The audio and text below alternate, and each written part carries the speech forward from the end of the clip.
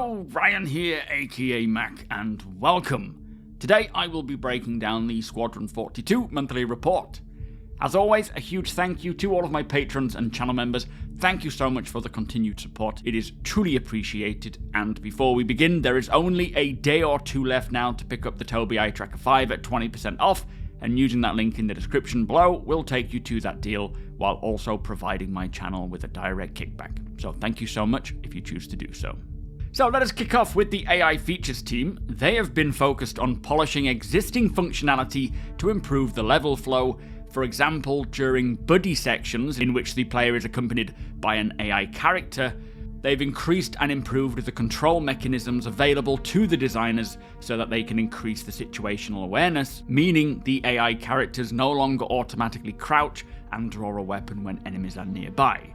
Now, I know they have said in the past that when it comes to hiring NPC crews, or even as security to follow beside you, you won't be having to micromanage them, and instead you will be giving them orders or jobs to do, and then they will just go and attempt to do that at the best of their abilities, as they do have a progression tree or stats like you would in an MMO, and the more that these NPCs do things, the better they will get. So when it comes to the PU, it won't be like trying to herd cats. They will have their own personality, and sometimes they may disagree with what you ask them to do. Anyway, the team also polished various reactions, including first reactions when NPCs respond to audio or visual events. They have also created a new AI test level called Test Cell, which allows the AI teams to pick and mix different setups to produce consistent test scenarios, allowing the team to quickly spot any mistakes, fix them, and then retest. And this test cell is also being used for cover hit reactions, which have different animation setups per cover type, combat style, and weapon type, with the plans here to expand on the test cell to provide more consistency across a wide range of areas. So nice to see such a lot of effort now going into ensuring the AI are working as good as possible in all areas, and this is also applicable to the PU, having this test cell to really hone in on the various AI types and archetypes and abilities, just making sure here for when Squadron releases they are as good as possible, but then in the PU, when server meshing comes in, we should see a great improvement on these types of things as well. Now next up we have the AI tech team, who have been making small improvements and bug fixing, plus they've worked on the editor functionality to allow the designers to set schedule game tags and assign action areas directly to NPCs. Plus they worked on a subsumption task and flow graph node to enable or disable navigation cost areas and modify their costs as well. Not entirely sure what any of that means, so if you do have an idea, do drop it in the comments below. Now moving on to the AI Social Strike team, who spent part of August refining idle animations for desk workers to add a greater variety to the NPCs seated at consoles, which they say significantly reduces noticeable repetition when multiple characters are positioned next to each other.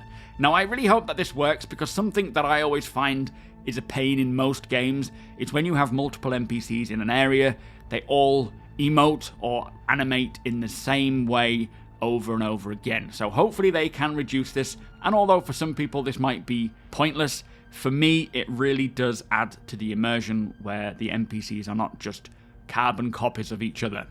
Now the team also expanded the advanced animation set used for repairing and inspecting the Gladius and Hornets with more advanced and realistic animations, moving away from basic motions, adding depth and believability to the repair and inspection activities.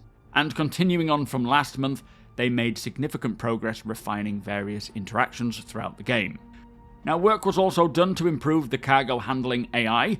For example, the utility behavior for AI involved in cargo handling was updated to allow multiple AI characters who are not using trolleys to move crates from the same pickup location to the same drop-off location, which they say results in a realistic and dynamic appearance, adding a layer of authenticity to the environment.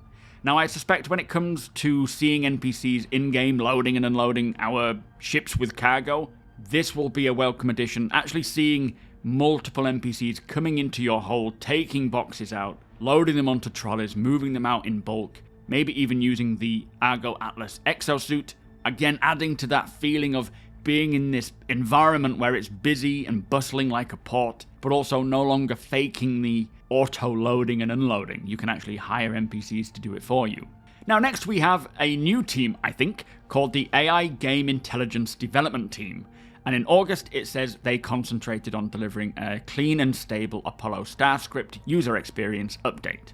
And I'm sure we'll hear more from them in the future. Now for the gameplay animation team, they worked on zero-G movement on surfaces, weapon first selects and overheats. They also improved pickups, scene-specific player interactions, and numerous background animations for life around a key location. Plus, significant progress was made on a number of human enemy types.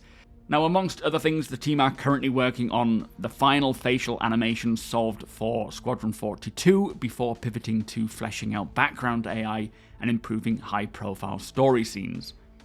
I do find that the animations are things that they look really good when they're working, but the in-between bits in the PU when it kind of skips a beat and jumps, and you can see that quite obviously in the characters, will require some sort of fine-tuning.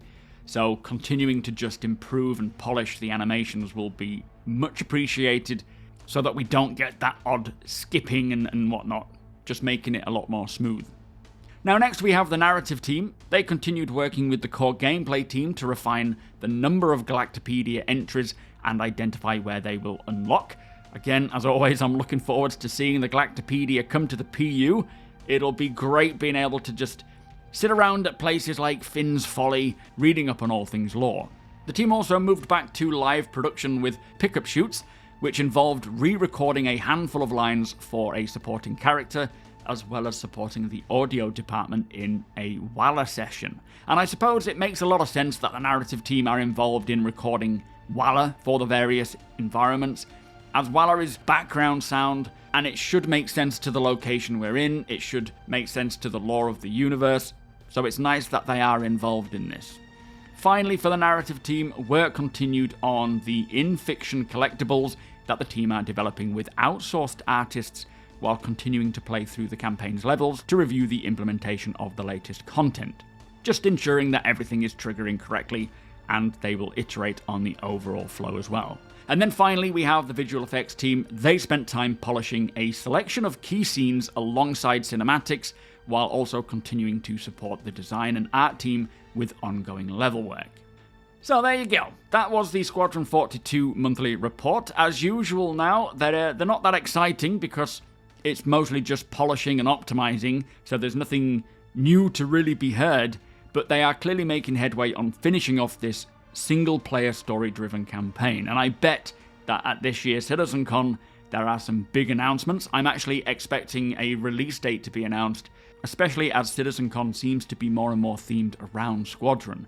I believe that the whole set is supposed to be on a Bengal carrier, and this goodies pack that they recently released is also very Squadron related as well. So that would be my guess, and we are almost only a month away from CitizenCon now. It is coming around really fast, and I look forward to seeing you all there. But with that said, if you do appreciate my videos, please do consider subscribing and helping the channel to grow. We are making a big push for 70,000 subscribers. I think we're only about 3,000 away, so if you could hit subscribe, it would be much appreciated.